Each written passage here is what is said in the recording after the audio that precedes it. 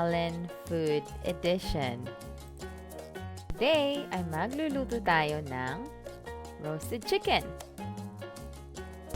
Ito ang listahan ng ating ingredients. Isang buong manok, make sure ito ay hugas at nasa room temperature. Garlic butter spread. Ihanda ang garlic butter spread into square shape para mas madaling kuhanin. Simulan na natin ang ihanda ang ating manok. Isang buong garlic butter spread, ipasok ito sa loob ng skin ng manok.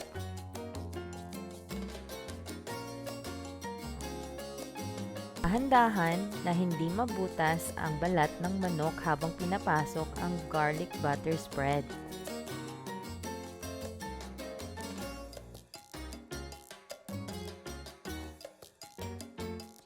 Gumawa ng butas. Gamitan na iyong mga daliri. Ipasok ang garlic butter bread dahan-dahan lang.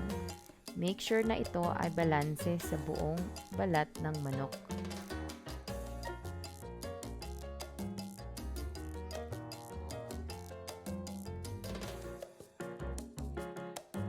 Kung makikita mo sa video, ay gagawin rin natin to sa likod ng manok.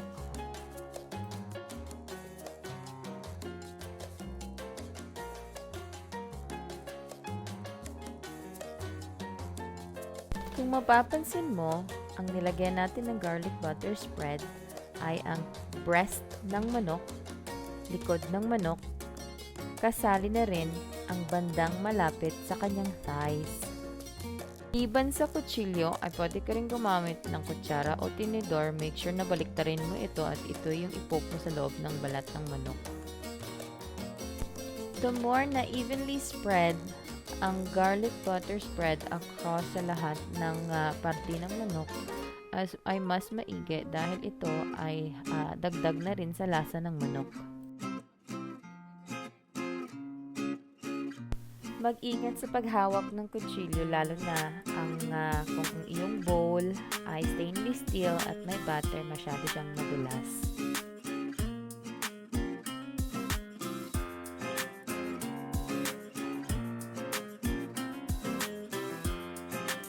Kapag tapos ka na sa pag-insert ng butter sa loob ng balat ng manok, maigihing imasahe ang buong katawan ng manok para ma-evenly spread ang butter sa lahat ng parte ng manok. Tapos mo imasahe ang buong katawan ng manok with the butter. Sunod naman ay ang cavity.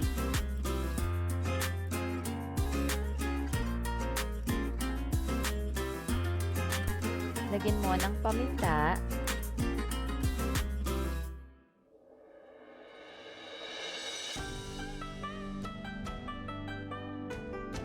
Maigihing lagyan mo ng paminta ang buong katawan ng manok sa front and back.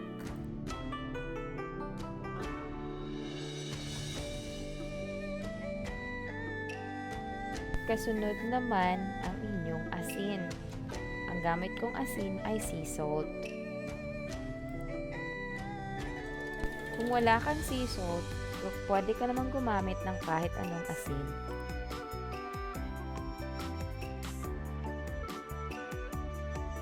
Katulad ng paminta, dapat ang asin ay naka-mix talaga sa buong katawan ng manok.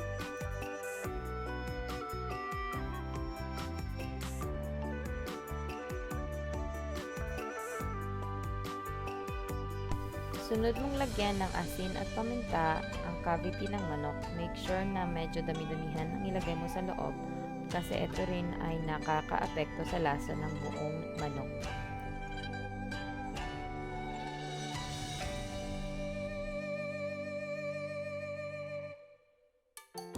Medyo madulas ang bowl. Kaya kung mapapansin nyo, kailangan kong lagyan ng parang harang ang manok para tumayo. If you're using the same type of bowl, maigihing gumamit ka rin ng the same.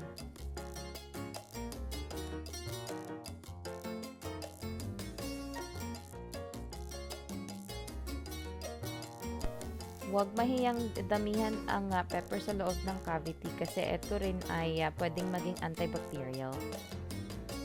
Sunod naman nating ilagay ang celery stalks. Nasa sa inyo kung gusto nyo gumamit ng celery. Alternatively, pwede ka rin naman gumamit ng lemon. Or, maliban sa lemon, pwede ka rin gumamit ng buong onions.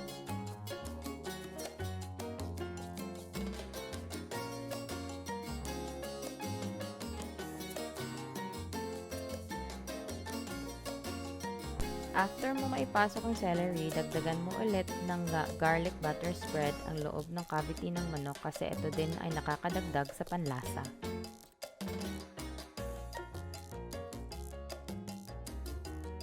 Ayan, malapit na tayong magsimulang magluto kasi prepare na ang ating manok.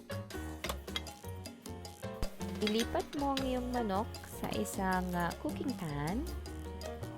Ayan, ang gamit ko ay glass. Ang side dish ko ay carrots. Isasabay ko na rin ang carrots para ma-roast na rin siya kasabay ng manok. Ako maglalagay ng oil sa ibabaw ng carrots kasi mag-oil na rin naman ang manok. Preheat na yung ating oven sa simula ng ating pagbahanda ng manok kanina at 200 degrees Celsius. Kaya naman, this time around, papasok ko na lang yung aking manok at saka ililipat ko yung settings ng oven into roasting at 200 degrees Celsius pa rin. Nakalimutan ko ng i-video pero halfway through, mga around 15 minutes, binalabas ko yung manok at pinaste ko siya. Ibig sabihin, kung ano yung mantika ng manok, igamitin mo yung kutsara at kuhanin mo yung mantika at ilagay mo sa ibabaw ng manok. 3 minutes bago matapos ang pagluto, i-high heat mo yung broil para magkaroon siya ng parang golden brown na kulay. Ayan, kakalabas lang ng ating manok. Luto na siya, nagsisisling pa siya sa gilid.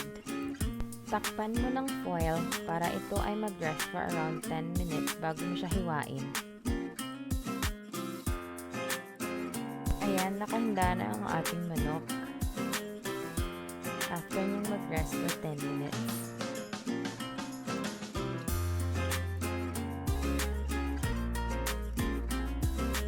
Tara, simulan nating hiwain.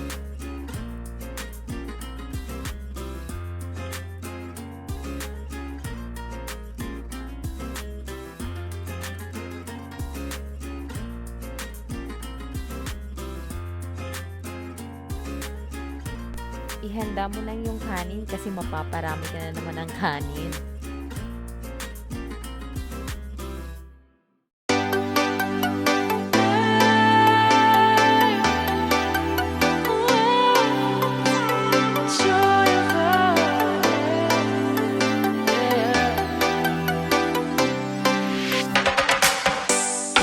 Joy of the first steps of a child. It's the joy of your great-grandmother's smile. We came a long way, but we ain't slowing down. We got a strong pace, no we ain't losing ground. We won't give